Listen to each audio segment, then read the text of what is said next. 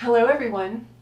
Today we're talking about Mars and everything that Mars represents and indicates in given by Brihat Parasara Horus Shastra, Jaimini Sutram, and Jataka Parijata. Okay? So Mars is the third planet. He rules the number 3. And one of the names of Mars is Kuja, which is, it's Kuja, that's the Sanskrit name for him. And Kuja means born from the earth. So Mars represents all of those things that come from the earth, like minerals, gems, crude oil, natural gas, that kind of thing, okay? And life on earth is hard and competitive. And so, and Mars rules over the struggle to survive. And so, you know, of all the creatures that are struggling to survive here on planet Earth, and he rules over that struggle, and he enjoys that struggle.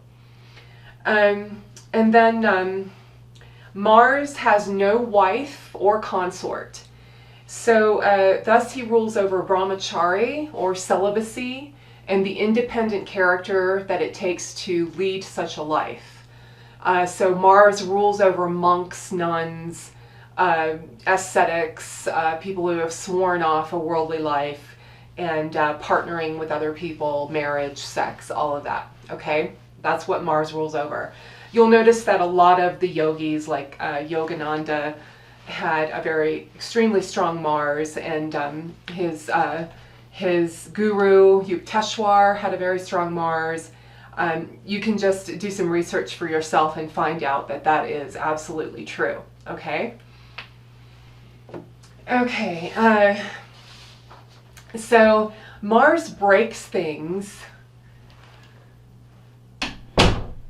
Mars tends to break things when he is in a house or conjoined a planet or transiting something. He has the power to break things. So when you get into accidents, that's ruled by Mars. And he's crooked. Jaimini says that if you have Mars in the 7th from the karaka, you'll marry someone who has impaired limbs or crooked limbs or broken limbs. So Mars rules over those things that are broken or crooked. Okay? And the stronger of the moon or Mars rules the mother in the chart. They both rule the mother. They both rule aspects of the mother. The moon rules the emotional comforting aspect of the mother, and Mars rules over the part of the mother that has to protect the child from hurting himself, like falling down the stairs or drinking bleach. That's the mother who stops it and rushes into action when the child hurts himself to protect the child, okay? Whatever is stronger in someone's horoscope between the moon and Mars is usually the aspect of the mother the person felt growing up, okay? Mars rules over all younger siblings. Mars rules over all siblings except the oldest brother, actually. The oldest brother is ruled by Saturn, but all the other siblings are ruled by Mars. Even if you have, let's say you have 2 older brothers and one older brother that's the younger, the second brother, I could say, that would still be ruled by Mars. The oldest brother is the eldest, and that's ruled by Saturn, okay? And, you know, we compete for attention from our parents, and we compete for toys and resources with our siblings while we're growing up. So Mars is that struggle, that competitive struggle. It's actually considered a good thing when you have a malefic like Mars in the 3rd house, which is the house of siblings. So you have a very courageous nature, a strong competitive nature, okay? All right, so as far as castes, Mars is like the sun in that he's a kshatriya. He's a warrior or a righteous fighter. And what the motivation of kshatriyas is to lead people and protect people, okay? And they have that inspiration to help others by leading them and protecting them.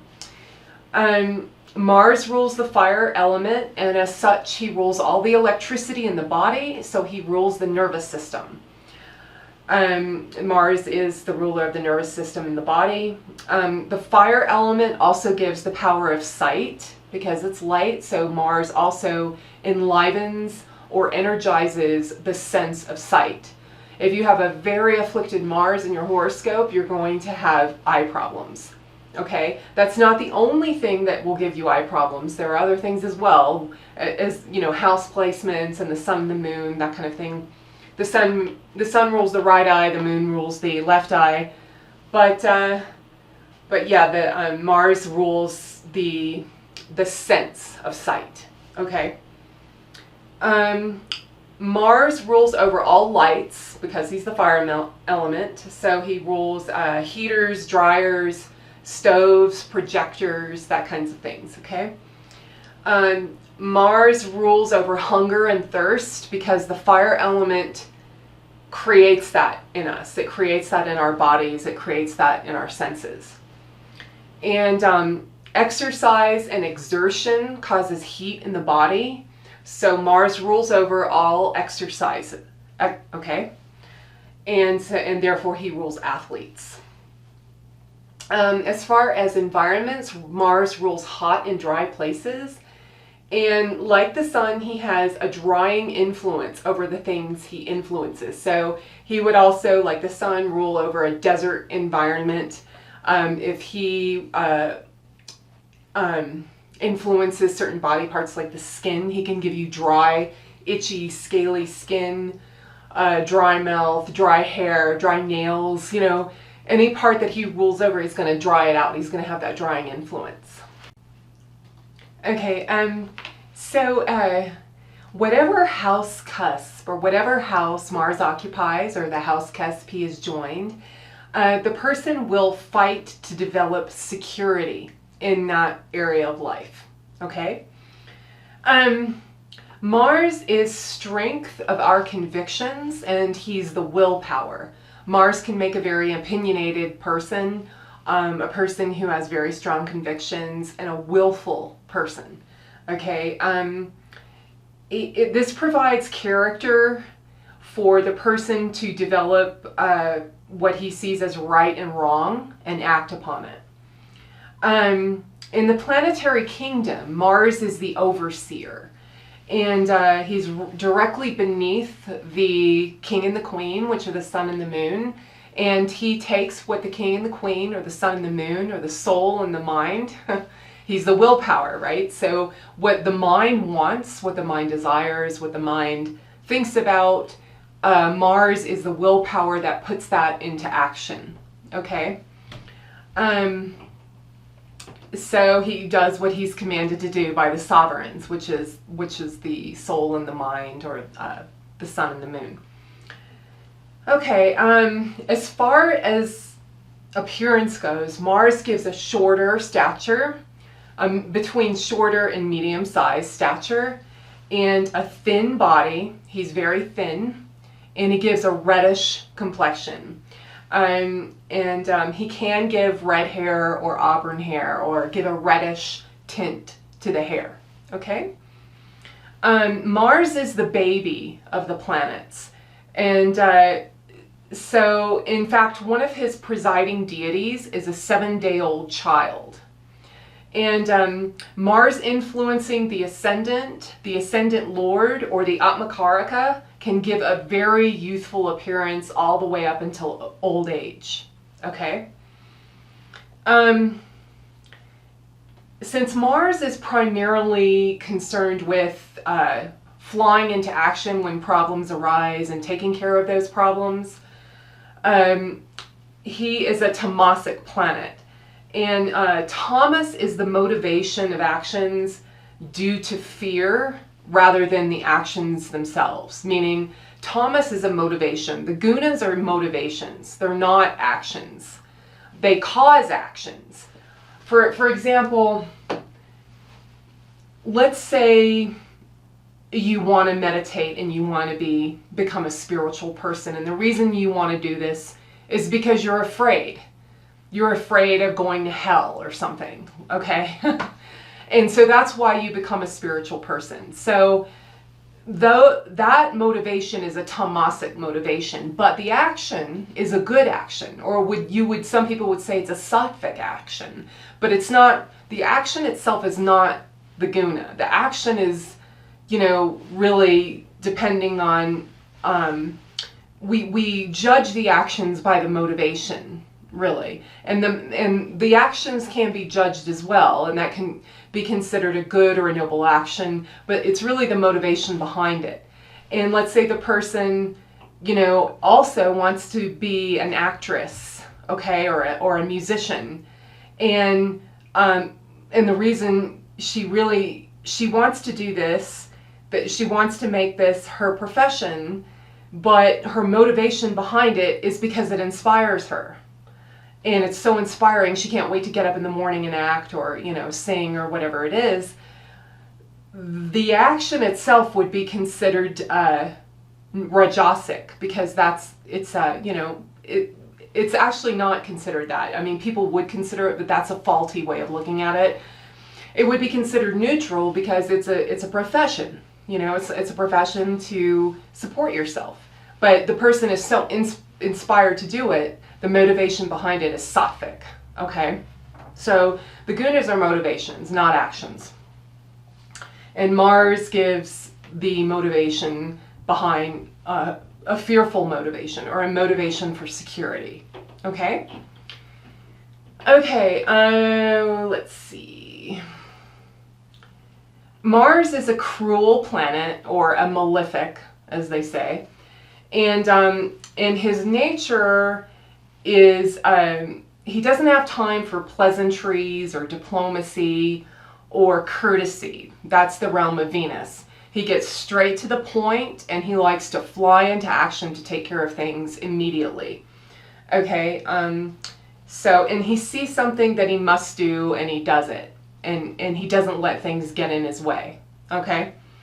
The environments of Mars are places of fire, like a weapons plant, a military base, a place just scorched by a forest fire, or the forest fire itself. And in the home, Mars rules the kitchen, because that's the area of the fire, okay? And the hearth, obviously. The hearth used to be the kitchen, now they've separated, but both of those things are ruled by Mars.